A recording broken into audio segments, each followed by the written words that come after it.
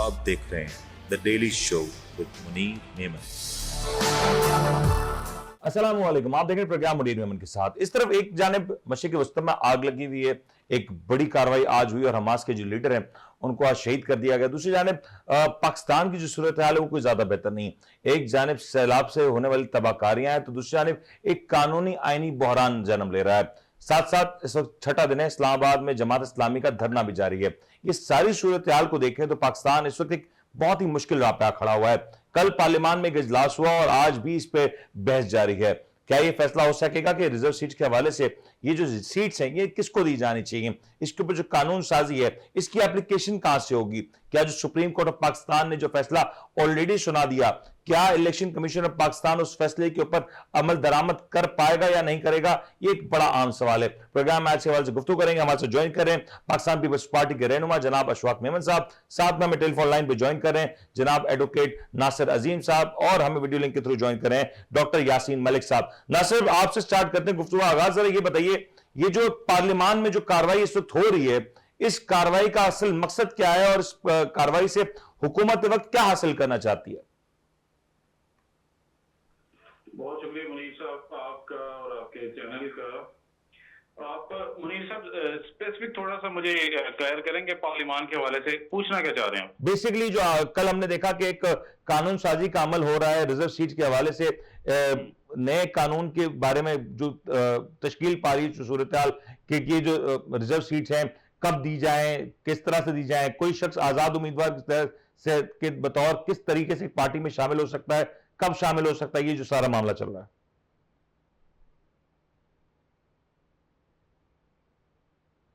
ना साहब, आपको आवाज आ रही है? मैं मुनीर साहब आपको ये बताना चाह रहा हूँ कि कुछ लोगों को मैं पर्सनली भी जानता हूँ जिनको रिजर्व सीट्स के हवाले से नामजद किया पाकिस्तान तहरीक इंसाफ की जानिब से, और वाया वो सुनी तात कौंसल ही हुआ होगा जी। मैं ये बताना ये आपको चाह रहा हूँ कि जो आप नए मामला की बात करें कि पार्लियामेंट में कानून साजी की जा रही है, ये ऐसी कानून साजी होगी। देखिए पाकिस्तान डेमोक्रेटिक मूवमेंट के नजदीक जितनी भी पार्टीज आती हैं, मुस्लिम नॉन इंक्लूडिंग तमाम जमातें, उन सारों की जो मैं समझता हूँ स्ट्रेटजी होगी वो वही वाली होगी जो आज से पहले 1.5 साल हुकूमत में कवानीन पास उन्होंने अपने हक में किए थे। ऐसा बिल्कुल भी नहीं हो सकता कि पाकिस्तान तहरीक इंसाफ के लिए वो कवानीन पास करेंगे या रिलैक्स कर देंगे और तमाम लोगों को। लेकिन नासिर, मुझे ये बताया ना कि क्या कोई नई कानून साजी सुप्रीम कोर्ट के ऑलरेडी जो फैसला आ चुका है उसके अगेंस्ट की जा सकती है, या कोई ऐसा फैसला जो ऑलरेडी आ चुका हो, क्या फिर ये एक आईनी बहरान जन्म लेगा? क्योंकि एक जानिब स्पीकर पाबंद होंगे नए आइन के तहत हल्फ उठाने के लिए, दूसरी जानिब सुप्रीम कोर्ट ऑलरेडी एक रूलिंग दे चुका है। देखिए मुनीर साहब, जो आप इस हवाले से बात करें ना और बात को अगर गौर करें। जी नासिर साहब, आपकी आवाज।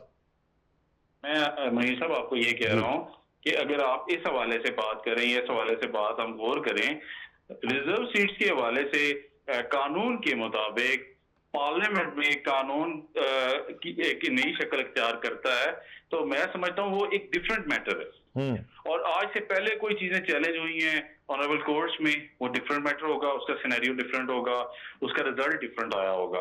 अगर आप इसकी बात करें तो इसे नए सिरे से चैलेंज किया जाएगा, और जो पहले चैलेंज किया गया था उसकी प्रेयर डिफरेंट थी, उसके मामला डिफरेंट थे। तो नासिर ये बताया ना कि ये जो कानून साजी हो रही है, जो भी अभी इस पे बहस होनी है, क्या ऐसा मुमकिन है कि ये जो रिजर्व सीट वाला मामला है ये मजीद इसमें डिले हो जाए, और ये डिले हो जाता है तो खुद ये हुकूमत की एक बड़ी कामयाबी समझी जाएगी? ऐसा ही है। देखिए ना, पार्लियामेंट सबसे सुप्रीम है, और अगर वो कवानीन में तरमीम लाते हैं 2/3 मेजोरिटी के साथ, तो मैं समझता हूँ 2/3 मेजोरिटी तो है ही नहीं ना, अवाम में इस वक्त मौजूद ही नहीं है। आप उस तमाम नंबर्स की 2/3 निकालें, जितनी नंबर्स वहां पे बैठे हैं, जितने लोग तादाद में मौजूद हैं, उसके हिसाब से आपने 2/3 देख लिया। ठीक है, ये पॉइंट है। नासिर साहब, मैं आपकी तरफ आता हूं।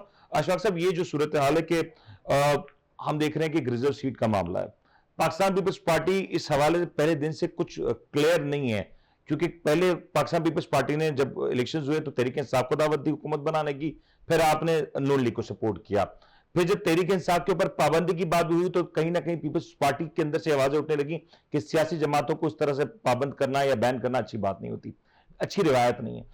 ये रिजर्व सीट की जो बात है, क्या ये रिजर्व सीट्स इस वक्त ये लगता है आज भी तहरीक इंसाफ की को जो जीती हुई रिजर्व सीट जो पीपल्स पार्टी या नून लीग को मिलनी चाहिए? थैंक यू मुनीर भाई, पहले तो अपने प्रोग्राम में आपने मुझे बुलाया। देखिए मुनीर भाई, जहाँ तक ये रिजर्व सीट्स के हवाले से है जो ये चल रहा है मामला, पहली बात तो ये है कि पीटीआई तो जो अभी 2024 वाला हमारे इलेक्शंस हुए उसमें पीटीआई तो वजूद में थी ही नहीं, क्यों ना पीटीआई ने वो पार्टिसिपेट किया है। सर पीटीआई वजूद में थी, जो सुप्रीम कोर्ट ऑलरेडी कह चुका ना कि पार्टी कभी भी डिस्क्वालीफाइड। देखिए पार्टी डिस्क्वालीफाई की बात अब आई ना बात, इससे पहले तो ये बात नहीं आई। अब एक आजाद आज अगर ये बात आ गई तो फिर हम तो आज से लेके चलेंगे जो चीज नहीं है हम तो उसको लेके चलेंगे ना। हम तो 2024 के इलेक्शन को देखेंगे जो फरवरी में हुआ है। सर एक इंटरप्रिटेशन गलत है, अगर इलेक्शन कमीशन जिससे उसको लेके कैसे चला जा सकता है जो खुद सुप्रीम कोर्ट कह चुका है। अब कहा ना, मैंने आपको यही कहा ना, ये तो इलेक्शन तो फरवरी में हुए, फैसला तो अब आया, पहले तो नहीं आया ना। अगर ये फैसला पहले आता तो वो वजूद में होती। आज जब वो पीटीआई वजूद में ही नहीं थी, ये आजाद और ये सारे कैंडिडेट दे चुका है कि इस तरीके से आपको ये अलॉट करनी है। तो देखिए मुनीर भाई, मैं आपको पहले भी एक बात, मैं इस प्रोग्राम में एक बार ये बात पहले भी कर चुका हूं और आज फिर आपसे एक बात करता हूं कि जब इलेक्शन शेड्यूल अनाउंस होता है, तमाम सियासी पार्टीज को, चाहे वो किसी भी सियासी पार्टी से हो, उनसे रिजर्व सीट्स के लिए ऑलरेडी नाम मांग लिए जाते हैं। फिर वो बाकायदा इलेक्शन कमीशन के अंदर उनके कैंप्स लगते हैं और वहां अपने नॉमिनेशन फॉर्म जमा कराते हैं, उनकी स्क्रूटनी भी होती है, फिर वो नाम होते हैं, सारे प्रोसेस है। अब क्या ये नॉन लीग और पीपल्स पार्टी में तकसीम हो सकती है? देखिए अभी भी बात यहीं पे आके एक पार्टी सियासी जिनका सियासत में वजूद ही नहीं था पीटीआई का, ठीक है, हमारे लिए नहीं था, लेकिन पूरे मुल्क ने देख लिया कि वो इलेक्शन में थी ही नहीं। अब वो आजाद जीत तो नहीं थे, लेकिन बगैर निशान के, बगैर लीडरान के वो साथ भी पार्लियामेंट। आप आजाद जीते, अगर आप सच को सच देख के इनकार करना चाहें तो आपकी मर्जी है। मैं इनकार नहीं कर रहा सर, मैं इतना सा कह रहा हूं कि जब एक इलेक्शन कमीशन में जब एक पार्टी का वजूद ही नहीं था, इलेक्शन कंटेस्ट हो जाते हैं, उसके बाद वो सुन्नी इत्तेहाद काउंसिल के जो है उसमें वो शमूलियत करते हैं और उसके बाद वो जो है अपनी रिजर्व सीट मांगने के लिए वहां जाते हैं। अब सुन्नी इत्तेहाद काउंसिल जो है उनके आइन कहता है कि जी उनके पास तो रिजर्व सीट का प्रोसेस ही नहीं है। सही है। अच्छा जी, मिनोरिटी की सीट्स भी वो रखते नहीं है, ठीक है। अब उन्होंने अपना आइन दिखा दिया। अच्छा फिर अब हम कोर्ट्स का एहतराम करते हैं, लेकिन ये फैसला हमारी समझ में नहीं आया कि एक तरफ आप एक सियासी पार्टी को खत्म करते हैं, फिर बाद में आप उसको सुनी वो सब सुनी में चले जाते हैं। लेकिन ये फैसला आ जाए, एक फैसला आ जाए उससे आप इनकार कर सकते हैं, क्यों नहीं कर सकते? देखिए तो मानना पड़ेगा। फैसला तो मान ही रहे ना, फैसला मानने के बाद हम भी सुप्रीम कोर्ट में गए हैं नजरसानी अपील के लिए। हम नजरसानी अपील के लिए इसलिए नहीं गए, देखिए एक सियासी पार्टी उस फैसले के अगेंस्ट स्टे ऑर्डर हो चुका। देखिए मैं यही रिक्वेस्ट कर रहा हूं, देखिए बात ये है कि एक सियासी पार्टी है, उसके वजूद है, हम ये नहीं कहते नहीं है, हम कहते हैं इलेक्शंस की बात करते हैं तो उस इलेक्शन में उनका वजूद नहीं था 2024 के इलेक्शन में। इसकी नाअहली थी, सुप्रीम कोर्ट ऑलरेडी बता देखिए मैं आपको मामले के ऊपर 13-0 का फैसला है। अच्छा फिर उसके बाद अब वो सुन्नी इत्तेहाद में चले गए। सुन्नी इत्तेहाद ने जो है वो रिजर्व सीट का उनका वजूद ही नहीं है उनके सर, इस मामले के बाद वो आजाद हुए। जब वो सुन्नी इत्तेहाद का जब वजूद नहीं था रिजर्व सीटों का, तो वो सीटें डिवाइड होके उन तमाम सियासी पार्टी को मिली, पीपल्स पार्टी को नहीं मिली, वो नून लीग को मिली, जेयूआई को मिली। पीपल्स पार्टी शक में है कि जो सीटें उनकी बनती नहीं उनको दी जाए। देखिए पीपल्स पार्टी नजरसानी अपील में इसलिए गई है कि ये बता देना कि पीपल्स पार्टी शक में है कि जो सीटें उनकी है ही नहीं वो उनको दी जाए। देखिए हम तो नजरसानी अपील में गए इसलिए हैं कि जब एक प्रोसेस है, उस प्रोसेस में अगर ये नहीं गुजरे हैं तो अगर वो सीटें हैं तो वो किसी न किसी पार्टी को मिलनी है। डॉक्टर साहब ये जरा बताइएगा, कल से पार्लियामान में एक बहस जारी है और हम देख रहे हैं कि ये जो रिजर्व सीट का जो फैसला सुप्रीम कोर्ट ने दिया है, इस फैसले को लेके मुख्तलिफ आरा सामने आ रही है, कानून साजी की बात की जा रही है। अब कहा जा रहा है कि कमेटी बनाई जाए, उसमें ये पहले डिस्कस हो, फिर पार्लियामान के फ्लोर पे लाया जाए, वहां डिस्कशन हो। क्या ये दो आईनी इदारे आपस में टकराव होता हुआ नजर आ रहा है? एक जाने पार्लियामान खड़ी होगी, दूसरी जाने सुप्रीम कोर्ट ऑफ पाकिस्तान का एक फैसला है, वो आमने सामने तो नहीं आता नजर आ रहा। पहले तो अस्सलाम वालेकुम वरहमतुल्लाह and thank you so much for having Munir भाई, आपका बहुत बहुत शुक्रिया। हुजूर वाला बात बड़ी सिंपल सी है। 5वीं क्लास में एक फार्मूला सुना था कि जिसकी लाठी उसकी भैंस। आज हमें ये फार्मूला अगर मोहल्ले में नहीं नजर आता, लेकिन यहाँ पे जरूर नजर आएगा। सुप्रीम कोर्ट फैसला दे, लेकिन अगर किसी और को मंजूर ना हो तो भाई वो फैसला नहीं मानेंगे। अब लाठी किसकी है ये मुझसे आप बेहतर जानते हैं। कौन ये फैसला नहीं मान रहा, कौन ये फैसला नहीं मनवाना चाह रहा, यह आप मुझसे बेहतर जानते हैं। बाकी जो आपने बात की पार्लियामान और आईनी इदारे आपस में आमने सामने, भाई मेरे अगर जुल्फिकार अली भुट्टो शहीद की मर्तबा ये सामने नहीं आए ये जब नवाज शरीफ को नायल किया गया तब सामने नहीं आए, जब जो यूसुफ रजा गिलानी को नायल किया गया तब नहीं सामने आए, अकामे पे निकाला गया पनामा का कह के तब सामने नहीं आए, तो आज सामने आने की तुक नहीं बनती। ये कोई छोटा सा फैसला है, इसमें फिर यही है कि कोई बीच का रास्ता निकाल दिया जाएगा, क्योंकि ये जो मुल्क है ये भेड़ बकरियों का मुल्क है, इसमें कोई भी फैसला आ सकता है, लेकिन उसको इम्प्लीमेंट करने के लिए लाठी का इस्तेमाल और जोर का इस्तेमाल चाहिए। अब जिनके पास लाठी है, अगर वही चाहें कि फैसला ये इम्प्लीमेंट कराना है तो वो फिर करवा पाएंगे। अगर वो ये नहीं चाहते फिर सुप्रीम कोर्ट फैसला करे, क्योंकि वो आईनी हमारी सबसे बड़ी अदालत है। तो मैं इस हवाले से कह सकता हूँ कि जब तक लाठी वाले ना चाहें। लेकिन डॉक्टर साहब ये एक बात बिल्कुल ठीक है, चले पाकिस्तान में एक होता रहा है, लेकिन कहीं ना कहीं हम जमहूरियत की बात करते हैं, हम सियासत की बात करते हैं, हम एक ऐसे जमहूरी किरदार की बात करते हैं जो आमतौर पर आपने भी देखा है, मैंने भी देखा, और हम आज हर रोज ही टॉक शोज में देख भी रहे होते हैं। सर, एक पार्टी जिसकी सीट जीती भी नहीं है, क्या वो क्लेम कर सकती है? आप टेक्निकल ग्राउंड्स पे तहरीक इंसाफ को डिस्क्वालीफाई कर सकते हैं, लेकिन इनको क्वालिफाई करा देना ये भी एक सवाल होगा ना।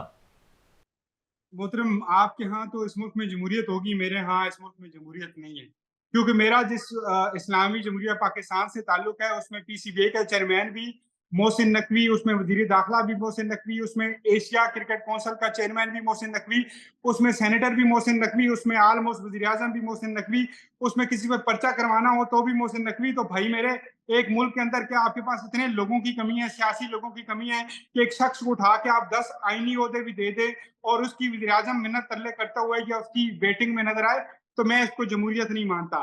आप भी इसको अगर जमहूरियत मानते हैं तो आप उस ख्याल में है जो ख्याल आंख खुलते ही इंशाल्लाह आपको जरूर आएगा। और बहुत सारे लोगों को ये समझ आ चुकी है कि पहले कहीं ना कहीं जमहूरियत जो है वो चंद % थी इस मुल्क के अंदर, लेकिन इस हुकूमत को या ये जो सिस्टम चल रहा है, अगर इसको वो ये कहेगा कि ये जमहूरी निजाम है, तो मैं उसको आईनी तौर पर बेवकूफ कहने का हकदार हूं। तो अच्छा, मैं एक आईनी एक तौर चीज पर यासीन मुझे बता दें, डॉक्टर साहब ये बता दें कि कल ये कानून साजी हो जाती है, मैं देख रहा हूं उसमें कहा जा रहा है कि आज गालिबन वजीर आजम ने भी तकरीर करनी है और सब जारी भी हो शायद।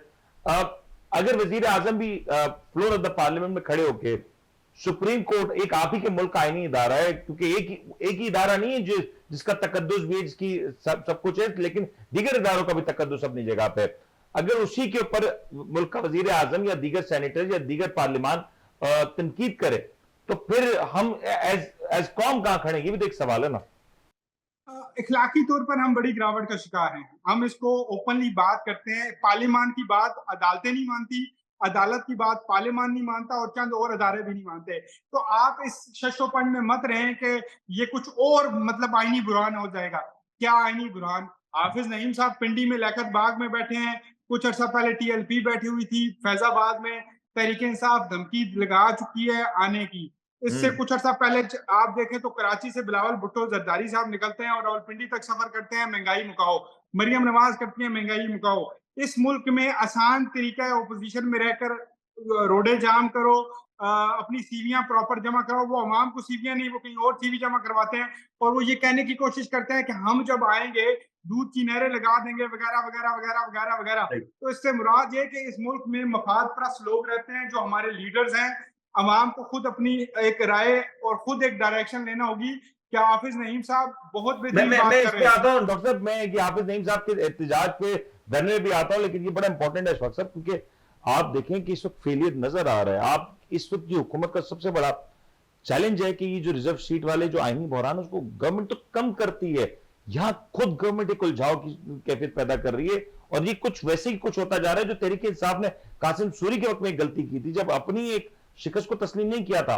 माने कि आप लीगल ग्राउंड्स पे हारे हैं, आपको कामयाबी नहीं हुई, तो उसको तस्लीम करने से कट पड़ता है सियासी तौर पे। देखिए, इसके लिए सबसे बेहतर तरीका ये है कि पीटीआई के ये दो दोस्त जो पार्लियामेंट में मौजूद हैं, अब इनको चाहिए कि अपने जो पार्लियामेंट की दूसरी सियासी पार्टियां हैं जो पार्लियामेंट के अंदर मौजूद हैं उनके साथ बैठें। ये सारे ये आपस में जब बैठ जाएंगे तो ये मसले हल हो जाएंगे। रिजर्व सीट बेसिक इशू है ही नहीं, अब हर बंदा उसको अपने अपने एंगल से देख रहा है। सुप्रीम कोर्ट ने अपना फैसला दे दिया, सुप्रीम कोर्ट का फैसले का एहतराम करते हैं, लेकिन बात फिर वही खड़ी होती, फिर बात आईनी तरीके से बात जब खड़ी होती है। अब जब वो आइन देखिए, सुप्रीम कोर्ट ने अपना फैसला दे दिया, अब वो जब पहले फैसला जब वो सियासी पार्टी में जा रहे थे वो सुन्नी इत्तेहाद थी, अब जब वो सुप्रीम कोर्ट में केस में गए तो उनको रिजेक्ट कर दिया तो इनको ले आए। ये एक ऐसा मामला बन गया है कि एक चीज के ऊपर अब एक फ्रेमवर्क आप चाहते हैं वाज़ेह हो जाए। देखिए ये सारे मिलके अगर जब देखिए अगर यही लोग अगर पार्लियामेंट के अंदर एक साथ बैठ जाएं तो ये मसला हल हो जाएगा ना। सही। आपने खाम खली अब आप पूरे दिन आप टीवी खोलें तो पार्लियामेंट के जब आता है तो लोग चैनल चेंज कर देते हैं। क्यों सही। करते हैं? इसलिए करते हैं कि वो लड़ रहे हैं।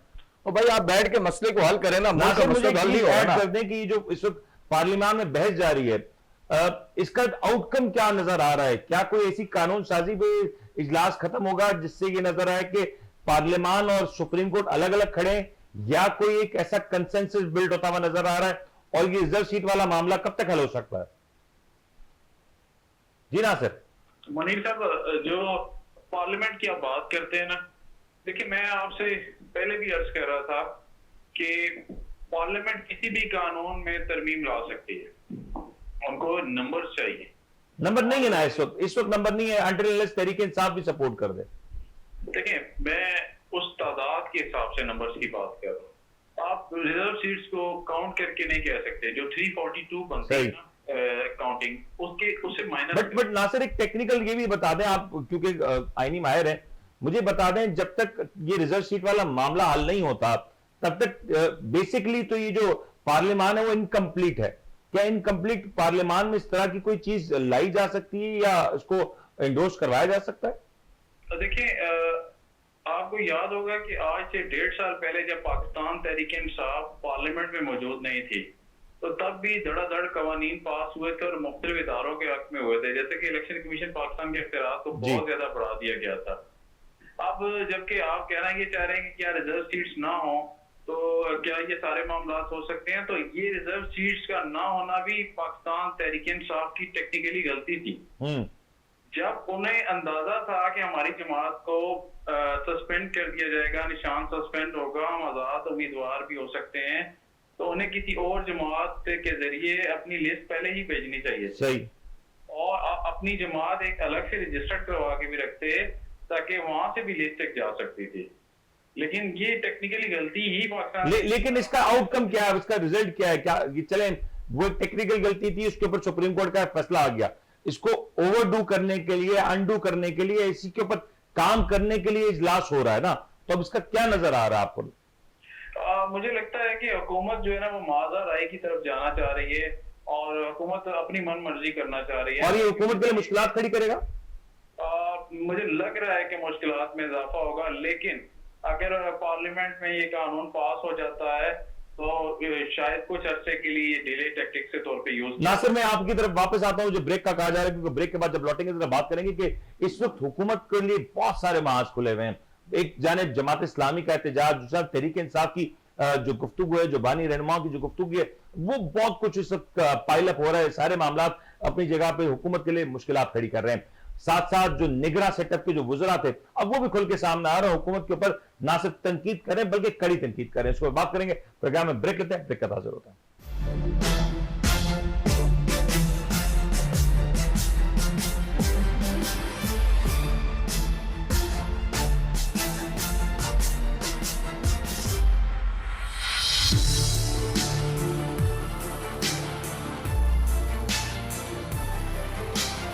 आप देख रहे हैं the daily show with Munir नेमत।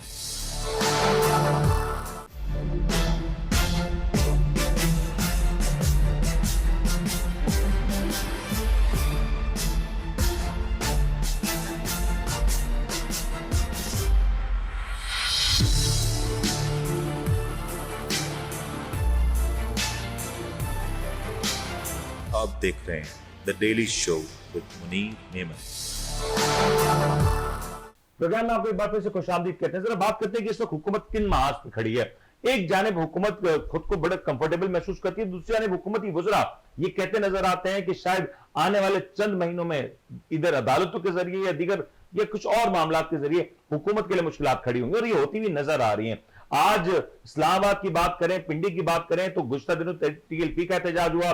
आज जमात इस्लामी छठे रोज में अपने एहतजाज में जा चुकी है और अब ये एहतजाज फैलता जा रहा है। कराची गवर्नर हाउस में भी ये एहतजाज होता दिखाई देगा।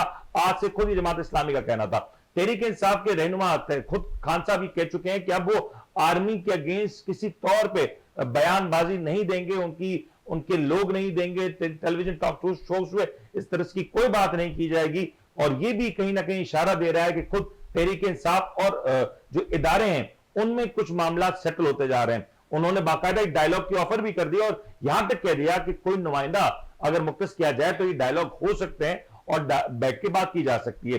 साथ साथ एक बड़ा महाज ये खुल गया कि जो पार्टनर की रिपोर्ट आई है जिसने नवाज शरीफ साहब और यास्मीन राशिद साहिबा का जो हल्का था जिसमें इलेक्शंस हुए, उस इलेक्शंस की कल ही खोल के रख दी कि किस तरीके से फॉर्म 45 और फॉर्म 47 के दरमियान एक वाज़ेह फर्क है। ये फर्क कितना बड़ा है और इस फर्क के बाद इस पूरे इलेक्शन प्रोसेस के ऊपर कितना बड़ा सवाल खड़ा हो गया, ये एक बड़ा आम सवाल है। डॉक्टर साहब, स्टार्टिंग फ्रॉम यू, ये जो रिपोर्ट आई है, सबसे पहले ये बता दें कि इस वक्त इस्लामाबाद की सूरत हाल क्या है, क्योंकि वहां पे एहतजाज जारी है। गुज़श्ता कई दिनों से पहले टीएलपी का एहतजाज हुआ, फिर जमात इस्लामी का हुआ, और साथ में ये बता दें जो रिपोर्ट आई है जिसमें खुद नवाज शरीफ साहब के हल्के के हवाले से जो तफसीलात मौजूद हैं, कितनी सीरियस हैं? अच्छा, पहले तो मैं बताता चलूं कि हाफिज साहब ने जब धरने का स्टार्ट किया है तो तकरीबन लाखों लोगों की जिंदगियां जो डेली अजीरन बनती है। कभी इंटरनेट स्लो हो जाता है, कभी क्या मसला है, कभी क्या मसला है। इवन कि हाफिज साहब को भी ये कहा जा रहा है कि हाफिज साहब भी किसी के कहने पे बैठे हुए हैं, जैसे टीएलपी के बारे में कहा गया था कि वो किसी के कहने पे आए और अभी किसी के कहने पे चले गए। हाफिज साहब के बारे में भी बड़ी करीब तरह की चमगोइयां हैं। लेकिन मसला ये है कि ये अगर एक आप अंदर कर लेते, लियाकत बाग के अंदर हाफिज साहब हों या XYZ हो, अगर अवामुन्नास परेशान ना हो, मेन मरी रोड पे ये ना होता तो ये बड़ा अच्छा हो जाता। और हाफिज साहब का एक पॉजिटिव जस्टर जाता, लोग वहां पे वैसे रात को बाहर निकलते हैं, 2-4 घंटे बिजली बंद होती है तो आउटिंग के लिए भी उनको कुछ स्पेस मिल जाती, थोड़ा जोशीला खिताब हाफिज साहब बड़े बेहतरीन कर रहे हैं तो वो सुन लेते, तो उनके लिए ज्यादा अच्छा होता। लेकिन क्योंकि हमारा रस्म रिवाज है कि जब तक हम लोगों को तंग नहीं करेंगे तब तक जो है वो हुक्मरान बाला पे जो है वो उनको परेशानी नहीं होगी, लोग प्रोटेस्ट को मानेंगे नहीं। तो इसलिए पूरा मरी रोड इस टाइम डिस्टर्ब है, जो पिंडी इस्लामाबाद का मेन हब माना जाता है। तो उस हवाले से तो मैं कहूँ कि बड़ा बेहतरीन जा रहा है, क्योंकि वो डिस्टर्ब किए हुए हैं। और हाफिज साहब वैसे भी मेरे हाल में मीडिया की जीनत है, जिस तरह टीएलपी को बिल्कुल भी मेन मीडिया स्ट्रीम नहीं मिला, इस तरह हाफिज साहब को 10 सवा 10 बजे उनको एक टाइम दिया गया है कि आप लाइव आए, और पीटीवी पे लाइव कट होता है और सारे चैनल दिखा रहे हैं। तो कुछ ना कुछ तो है। अब वो उनके जो है मुतालबात हैं वो बड़े जेन्युइन हैं। जैसे आईपीएस का मसला, कम से कम अवामुन्नास को ये उन्होंने शऊर लाजमी दिया इस हवाले से कि आईपीएस भी वही होते हैं जिनके प्लांट बंद हो फिर भी उनका आपकी बिलों से खर्चा जा रहा है। और उसमें बहुत बड़े बड़े घराने हैं जो ना पैसा भी लें, जिसमें हुक्मरान घराने का एक चश्मो चराग बेटा भी शामिल है और मुख्तलिफ और भी लोग शामिल हैं। तो हमें कम से कम एक अवेयरनेस दी गई है कि ये भाई लोग आपका पैसा खा रहे हैं। और मुझे लगता है कि इसको मजीद अवेयरनेस हाफिज साहब के प्लेटफॉर्म से साफ सुथरे अल्फाज में सलमान शहबाज का नाम लेकर, जहांगीर तरीन का नाम लेकर, दाऊद फैमिली का नाम लेकर, मुख्तलिफ और लोग जो इसमें इन्वॉल्व है, और वो लाखों नहीं, करोड़ों नहीं, अरबों नहीं, खरबों रुपए महीने का बगैर कुछ किए कमा रहे हैं, तो कम से कम उनके नाम मजीद वाज़ह तौर पर अवामुन्नास को बताने चाहिए।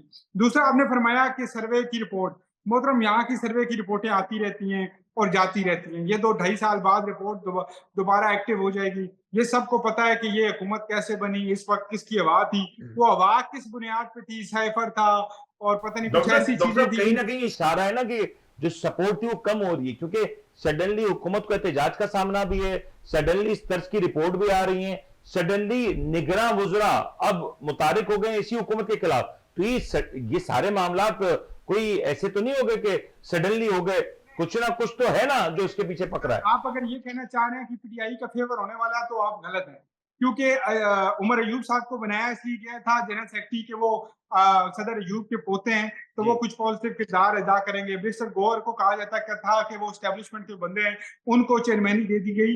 खान साहब अपने सारे कार्ड खेल चुके हैं। अभी आप फरमा रहे थे कि एस्टेब्लिशमेंट के साथ डील के लिए उन्होंने क्या दिया कि अपना बंदा दें। भाई उन्होंने कब कहा है कि अपना बंदा नहीं है? उन्होंने तो कहा है कि हम डील ही सिर्फ एस्टेब्लिशमेंट के साथ करना चाहते हैं। मोहसिन नकवी को नुमाइंदा मुकर्रर किया गया था हुकूमत की जानिब से कि ताकि ये इम्पैक्ट पीटीआई को जाए कि ये एस्टेब्लिशमेंट के करीब बंदे हैं तो वो कर लें। उन्होंने कहा कि हम मोहसिन नकवी को मानते ही नहीं है। फिर राणा सनाउल्लाह साहब ने ट्राई की, क्योंकि वो पॉलिटिकल वहां पे विंग वो हेड कर रहे हैं, तो उन्होंने कहा मैं ट्राई करता हूँ। उन्होंने फिर मना कर दिया। वो वहीं पे है, वो तो शुरू दिन से। लेकिन एक बात याद रखिएगा मुनीर भाई, अगर एस्टेब्लिशमेंट ये गलती बहुत जल्दी करती है दोबारा से डील करने की, फिर 9 मई अगर बेशक इसकी हाइप क्रिएट की गई, मैं इस बात को एक साइड पे रखूंगा कि जो नुकसानात हुए वो एक साइड पे, जो मुजस्मे जलाए गए वो एक साइड पे, लेकिन फिर आप 18 मई के वाक़े के लिए तैयार रहें। 9 प्लस 9 18, यानी कि इससे डबल वाक़या होगा। नाउज़ुबिल्लाह, अस्तगफिरुल्लाह, दोबारा से शहीदों के मुजस्मों को फेंका जाएगा और दोबारा से फिर कोई जीएचक्यू अगर सेव नहीं है, जीएचक्यू पर अगर हमला होगा तो फिर इस मुल्क की इस्लामियत पे भी कोई ये नहीं कह सकता कि इसकी कायम दायम रहेगी। बिल्कुल ठीक, क्योंकि बिल्कुल ठीक है। और ये एक बड़ा बड़ा मुश्किल फैसला है, क्योंकि यहाँ पे अगर ये मामलात होते हैं जहां पे एक जानिब दहशतगर्द गिरोह कहा जाता है, एक कलदम करने की बात की, जब सडनली वहां पे अगर इस तरह की बात होगी तो यकीनी तौर पर उसके बाद भी सवाल होते हैं। मैं आता हूं डॉक्टर साहब। हुसैन भी ठीक थे, कहने दीजिए। फिर बाकी जो जमातें जिनके साथ मेंगल जो थे बलोचिस्तान के, उनका भी, बाकी तो किसी के साथ लड़ाई ना, उनकी तो एस्टेब्लिशमेंट के साथ लड़ाई है। अगर खुले लफ्जों में बोला जाए तो फिर जितने भी बलोचिस्तान के इस टाइम बागी हैं जो ईरान में बैठे हैं या मुख्तलिफ और ममालिक के अंदर बैठकर कहीं ना कहीं हमारी एजेंसीज को, कहीं ना कहीं हमारे आर्मी को नुकसान पहुंचाते हैं, तो उनकी बेसिकली तो लड़ाई यही थी कि एस्टेब्लिशमेंट के साथ, और उन्होंने एस्टेब्लिशमेंट को इतना नुकसान नहीं पहुंचाया जितना एस्टेब्लिशमेंट को 9 मई के वाकये ने नुकसान पहुंचाया। इतना आर्मी को कभी किसी ने नुकसान नहीं पहुंचाया जितना इस टाइम सोशल मीडिया कैंपेन के जरिए से जनरल साहब की फैमिली, जनरल आसिम मुनीर साहब की फैमिली को, उनको पहुंचाया गया। तो मेरे यहाँ सिंपल सा फार्मूला है जो मैं सोचता हूँ, मेरी अपनी राय है कि अगर ये साल में, 2 साल में, अगर 4 साल में, 5 साल में, 10 साल में भी पीटीआई की ये गलतियां माफ हो गई तो फिर उसके ऊपर यकीन तौर पे प्रॉपर इंक्वायरी होनी चाहिए और जो जो इसमें मुलव्वस है उनके ऊपर करार वाकई सजा होनी चाहिए। लेकिन अशफाक साहब, इस वक्त गवर्नमेंट का हिस्सा है सर, ये जो मुश्किलात तो बढ़ रही है ना, आप देखें ना, ये कोई ऑल ऑफ सडन तो नहीं हो रहा, एक साथ इतनी सारी चीजें कैसे फेस करेगी गवर्नमेंट इस सबको? देखिए मुनीर भाई, अभी भाई ने बड़ी अच्छी बातें की और सर आपको मतलब की थी ना, देखिए जहां 12 मई की बात, 9 मई की बात आती है, आपको अच्छी लगती है बात 9 मई की नहीं है। बात ये है कि जमात इस्लामी के, अब जो जमात इस्लामी बैठी हुई है अभी इस्लामाबाद में, छठा दिन है आज, मैं तो जमात इस्लामी के इस धरने के वजह से इतना बोलूंगा कि जमात इस्लामी को अवाम ने कर दिया रिजेक्ट। चाहे वो 2018 के इलेक्शन लें, बल्दियाती लें, या 2024 के इलेक्शन, जनरल इलेक्शन भी आप ले लें, अवाम ने जमात इस्लामी को रिजेक्ट कर दिया। अब जमात इस्लामी अपनी सियासी अपने सियासी सियासत को जिंदा रखने के लिए, देखिए मेरी ये खाम खली की समझ से 12 बातें, इसके एहतजाज ये आवाम के मुतालबा गलत है क्या? मतलब टैक्स कम करने के मुतालबा गलत है? यहाँ पे इन्होंने कितने, यहाँ पे भी किए ना, हमने भी मुजाहरे किए के इलेक्ट्रिक के खिलाफ, हमने, देखिए बिलावल भुट्टो साहब भी निकले ना, अब अपना हमने हुकूमत में महंगाई खिलाफ किया, महंगाई से क्या हमने इमरान खान को हटाने के लिए क्या हमने इमरान खान को हटाया?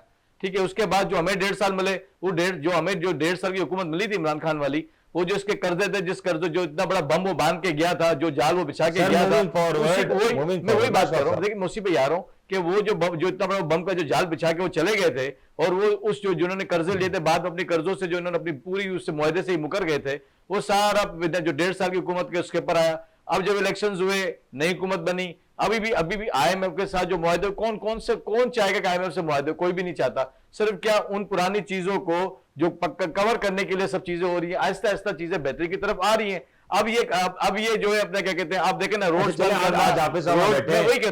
टाइमलाइन दे देना, उन्हें बोले कि बात टाइमलाइन की नहीं है, ये अपनी सियासत चमकाने के लिए गए और कुछ भी नहीं है। पहले यहाँ भी शेरवानी पहनी, यहाँ भी इनको कुछ हासिल नहीं हुआ, शेरवानी मुतालबात की नहीं है। बात ये है ही नहीं, अपनी सियासत चमकाने के लिए, सर सियासत चमकाना और अपना को जिंदा करने के लिए गए, और जमात इस्लामी किसी चीज के लिए नहीं गई। मैं नहीं कर रही है सब, एमक्यूएम का भी कमोबेश इसी तरह का मुतालबा है आईपीपी को लेके। देखिए बात वो जो आईपीपी से मुतालबा जो है ना, वो जो निगरान सेटअप के अंदर हुआ है, वो निगरान सेटअप वालों से पूछे, वो बेहतर बताएंगे। सर आईपीपी का मुतालबा पीपल्स पार्टी के दौर से शुरू हुआ है। सर वो हमारे दौर से शुरू नहीं हुआ, वो नून लीग का और उनका तो जो 2008 शुरू हुए, फिर पीपल्स पार्टी गवर्नमेंट इसको इंट्रोड्यूस किया था, फिर नून लीग इसको आके लेके चली। मैं वही कह रहा हूं ना आपसे, उसमें नून लीग भी थी, और जो लोग पीपल्स पार्टी में थे, वो जो लोग नून लीग के थे उसमें, और पीपल्स पार्टी के भी जो कुछ लोग जो थे वहां जो नून लीग में नहीं है। देखिए और पीपल्स पार्टी में नहीं ना, देखिए हम हुकूमत का हिस्सा थे, लेकिन हम इन चीजों के हिस्सा नहीं बनते। देखिए पीपल्स पार्टी ने हमेशा जमहूरियत की बात की है, पीपल्स पार्टी हमेशा पीपल्स पार्टी का किरदार यही रहा है कि पीपल्स पार्टी ने सर, आवाम की जमहूरियत बात क्या की है? है, क्या महंगाई के कोई खिलाफ बात का की है। मुतालबा हो रहा है, कोई प्रोटेस्ट हो रहा है, देखिए, तो उसमें ये होने ना दो, भाई देखिए ना, उसके ऊपर अब react ये करो। तो इस पे तो निगरान सेटअप भी बैठा होता है, निगरान सेटअप से बुला के पूछ ले, सारा सर, आप मलबा पूछ रहे हैं, आपको रोका है? हमने सर, हम क्यों पूछे सर? निगरान सर, सेटअप हुकूमत किसकी है? सर हुकूमत अभी हुकूमत बनी है ना, वो तो सर, नवाज पूछेंगे शरीफ ना, की है, आज तो आप हमारी नहीं है। पूछेंगे। देखिए हम हुकूमत का सर, हिस्सा हुकूमत नहीं है। आपकी तो आप हम पूछेंगे, हुकूमत मैं का हिस्सा पूछूंगा। नहीं है, हमने उनकी हिमायत की है, हम हुकूमत का हिस्सा सर, नहीं है। सदर कौन है इस मुल्क का? सर देखिए, हमने हुकूमत की हिमायत, हमने इनका सर, हमने सदर पाकिस्तान हमने उनका कौन है हिस्सा इस नहीं, हमने मुल्क का? हिमायत की। प्रेसिडेंट सदर क्या हुकूमत का नुमाइंदा नहीं होता? हाँ, तो फेडरल जो प्रेसिडेंट ऑफ पाकिस्तान का एक इलेक्शन होता है, कानूनी इलेक्शन हुआ है, आईनी इलेक्शन हुआ है, उसमें चलो, आपने पार्टिसिपेट जिनको किया, हुकूमत उन्होंने बनाने हमारी में हिमायत मदद कर की, दी, उन्हीं से खत्म हो पूछ गई रहे बात। हैं। उनसे ही पूछे, आप लोग मुतालबे कर लें जिनको आपने हुकूमत बना के दी। सर हमने हुकूमत, आप देखिए हुकूमत नून लीग की है, ठीक है, हमारी नहीं है, आपने बनवाई, ठीक है? और आपके बगैर बन सकती दूसरे है। प्रेसिडेंट के इलेक्शंस के लिए बाकायदा सर, नॉमिनेशन फॉर्म होता है, हमने उसमें पार्टिसिपेट किया, नून लीग ने हमारी हिमायत की, तो ठीक है जी, अगर चले उन्होंने ना, हमारी सर, हिमायत की। वट्टा सट्टा हो गया ना। तो वट्टा यहाँ वजीर आजम आपने बना दिया, सदर उन्होंने बना दिया। देखिए, हम तो अब ये आईनी- बता हम तो- दें, हम तो आप आईनी लोग तरीके जो को मानते हैं, मुतालबा आईनी होगा, तरीके चलते हैं। हाफिज साहब यहाँ वहां पे सिर्फ धरना देने देते रहे, खैर है। भाई धरना देते रहे, मेरे समझ में इतना ही आया कि वो तो अपनी सदर चमकाने लेके निकले हुए हैं, अगर ये- जिंदा करने के लिए जमात इस्लामी जो बैठ गई है उसको जिंदा करने गए हैं वो। नासिर साहब, नासिर साहब, नासिर साहब, गलबन नासिर साहब हमें ड्रॉप कर चुके हैं। नासिर साहब, ये बताइएगा, ये जो इस वक्त इस्लामाबाद की सूरत हाल है, डू यू फेयर कि इस वक्त एक जानिब इस बात को भी कहा जा रहा है कि आईपीपीज वाले मामले को लेके सुप्रीम कोर्ट भी जाया जाएगा, फिर गवर्नमेंट के ऊपर एक प्रेशर भी है। एक चीज ये ऐड ऑन कर दें कि अगर सूरत हाल इसी तरीके से रही, और साथ साथ में चाहूंगा ये पतन की रिपोर्ट जो है जिसमें नवाज शरीफ साहब का हल्का जिस अंदाज से डाइसेक्ट किया गया है, इसके ऊपर भी अपनी राय दीजिएगा। मुनीर साहब, साथ में मैं ये भी ऐड करना चाहूंगा कि जो जमात इस्लामी के हवाले से ये बात कर रहे थे सर, जी जी, तो मैं ये रिक्वेस्ट करना चाहूंगा कि वो, मेरा किसी जमात से ताल्लुक नहीं है और मैं उस जगह से 2-3 बार गुजरा भी हूँ, मैं किसी काम से जा रहा था, तो मैंने ये देखा कि वो धरना दे रहे थे और महंगाई के खिलाफ और सारा, तो मैं समझता हूँ पब्लिक कॉज है, आवाम के लिए थे। कोई भी जमात निकलेगी, चाहे किसी भी पार्टी का कोई भी नाम होगा, तो मैं समझता हूँ उसके साथ होंगे, क्योंकि वो आवाम की बात कर रही होगी मौके पर। और कोई सियासी बात कर रहा होता है, वो उनके जाती मकासद होते हैं या पार्टियों के जाती मकासद चल रहे होते हैं। सेकंड, आप जो ये हल्के की बात करें, मियां नवाज शरीफ की या सारे, तो आपको पता है ये सारे इलेक्शंस कैसे मैनेज किए गए, किस तरीके से सारा कुछ हुआ है, तो ये सारी सिचुएशन ऐसे ही है। आप इस्लामाबाद के हल्के देख लें तो उसमें भी ऐसे ही सारे हल्कों को कह लें कि वो रिजल्ट डिस्टर्ब है और सारी चीजें ऐसी चलती रही। तो वैसे नाज़िर ये बताया ना, ये अभी तक नून लीग फॉर्म 47 के अलावा फॉर्म 45 दे क्यों ना सकी इतने अरसे में? देखिए, होंगे तो देंगे ना मुनीर साहब, उनके पास फॉर्म है ही नहीं, और तो फॉर्म होते तो वो सबमिट करवा देते। और मैं समझता हूँ कि ये किसी भी वक्त पार्लियामेंट के मेंबरान काम हो सकते हैं या पार्लियामेंट गिर सकती है। और टीएलपी पहले आके बैठी थी और इसके बाद अब जमात इस्लामी की एक अपनी कॉज है, तो मैं समझता हूँ कि अवाम अगर बाहर इसी तरह उनके अच्छा, डू यू फेयर कि गवर्नमेंट के लिए मुश्किलात होंगी आने वाले दिनों में? गवर्नमेंट के लिए मुश्किलात हैं, तो आप देखिए ना कि पार्लियामेंट में कानून साजी का सोच रहे हैं, कभी क्या वो सोचते हैं, क्योंकि उन्हें पता है कि अगर नंबर ज्यादा हो गए पाकिस्तान तहरीक इंसाफ के या दूसरी जमातों के, तो उनके लिए पहली मुश्किल है और मजीद मुश्किलात खड़ी हो सकती है, क्योंकि फॉर्म 45 उनके पास है नहीं, तो हो सकता है उनके मेंबरान और नासिर, अगर जो पिटिशन जो दली हुई है, जो फॉर्म 45 और फॉर्म 47 के हवाले से जो चैलेंजेस हुए हैं, जिसमें खुद एक हुकूमत ने तरमीम करके उसको वापस लिया कि जो रिटायर्ड जजेस हैं उनको अब हुकूमत वापस ला रही है इस सारे ट्रिब्यूनल के मामले में, अगर ये केस भी इसी तरीके से आगे बढ़ गए चंद सीटों पर, तो फिर आपको लगता है मुश्किल पड़ जाएगी? मैं वही अर्ज कर रहा हूँ कि हो सकता है कि मेंबरान ही कम हो जाएं और मुस्लिम लीग नून के मेंबरान कम होना शुरू हो जाए पार्लियामेंट में, तो ये हुकूमत गिर भी सकती है। और अगर जमात इस्लामी का धरना डट जाए तो मैं समझता हूँ तभी हुकूमत के लिए मुश्किलात है, क्योंकि हुकूमत फॉर्म 45 वाले तो है नहीं, तो किसी भी वक्त कुछ भी हो सकता है। रिजर्व सीट्स पूरी मिल जाए पाकिस्तान तहरीक इंसाफ सुन्नी इत्तेहाद कौंसिल को, तो ये इनके लिए मुश्किलात में इजाफा हो सकता है। और नासिर, ये जो इस वक्त जो सारे मामलात हैं, कुछ तब्दीलियां भी होने आने वाले चंद महीनों में, खुद ख्वाजा आसिफ साहब इस बात का इशारा दे चुके हैं कि कोई ऐसी अदालती तब्दीली या अदालती फैसले की रोशनी में हो सकता है हुकूमत को घर जाना पड़े। आपको लगता है कि यहां पे इस चीज को रूल आउट नहीं किया जा सकता? एक बहस ये भी है कि मुल्क में री इलेक्शन हो सकते हैं, क्या डू यू एग्री कि री इलेक्शन का माहौल बन सकता है? देखिए, जो हालात चल रहे हैं, नंबर्स कम होंगे तो री इलेक्शन तो होंगे ही होंगे। और मुझे नहीं लगता कि ये हुकूमत 5 साल पूरे करेगी। वो वाला जो एक फॉर्मूला था कि 3 साल एक पार्टी, 2 साल एक पार्टी, ये फॉर्मूला आपको लगता है वर्केबल होगा? मैं भी आसिफ अली जरदारी साहब अपनी पार्टी को ऊपर ले आए और इस जमात को इससे प्राइम मिनिस्ट्री जो है ले ली जाए।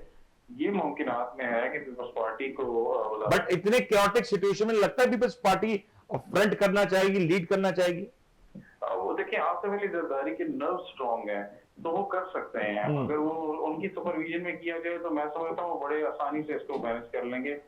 जबकि नॉन लीग के पास की थोड़ा सा डिफिकल्ट होगा, हो सकता है पीपल्स पार्टी पीटीआई के साथ इत्तेहाद करके हुकूमत बना ले। ये भी मुमकिन है, ये भी मुमकिन है। डॉक्टर साहब, लास्ट कमेंट मुझे प्लीज ये बता दें कि जो इस वक्त मुल्क में री इलेक्शंस की एक इंटरनल एडजस्टमेंट की बात हो रही है, डू यू थिंक कि वो होती हुई नजर आ रही है आने वाले दिनों में? नहीं होंगे, इलेक्शन नहीं होंगे, अपने टाइम पे इलेक्शन होंगे, गेमें चलती रहेंगी, कौम को डिमोरलाइज किया जाएगा, इसका वक्त जाया किया जाएगा, इसकी एनर्जियां जाया की गवर्नमेंट पूरा कर रही है जाएंगी। और हाँ, अब ये नहीं कहा जा सकता क्योंकि पीपल्स पार्टी को क्या तकलीफ है जब सदर उनका है, जब आईनी ओहदे उनके पास है, जब चेयरमैन सेनेट उनका है, जब पूरी सिंध में हुकूमत वो कर रहे हैं। उनको क्या मसला है कि इतनी पार्टियों के साथ वो अय्याशी कर रहे हैं। गवर्नर पंजाब उनका है, गवर्नर केपीके उनका है, इवन के गवर्नर जो बलोचिस्तान है वो उनका है, गवर्नर उधर हुकूमत भी उनकी है। तो ये सब कुछ एक जो क्रेडिट जाता है ये बात करेंगे पीटीआई को सपोर्ट हो सकती है। थोड़ा सा मुझे टाइम दें।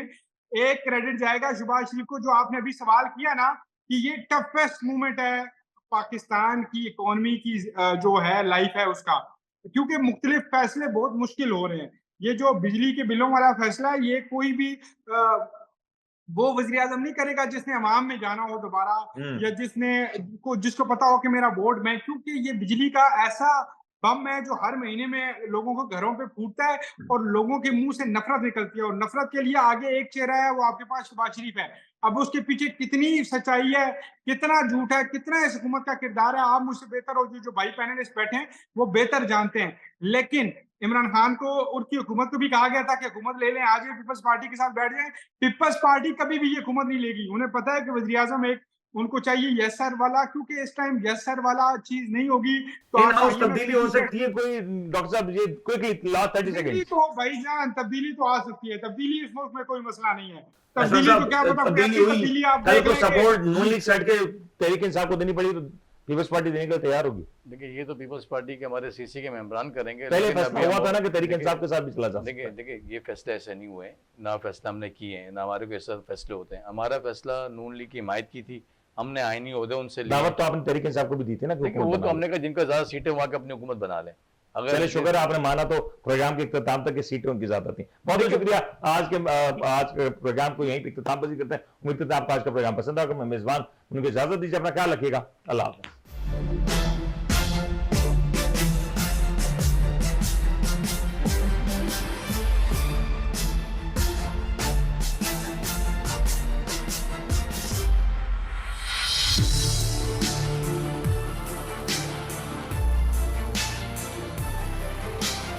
आप देख रहे हैं the daily show with Munir नेमत।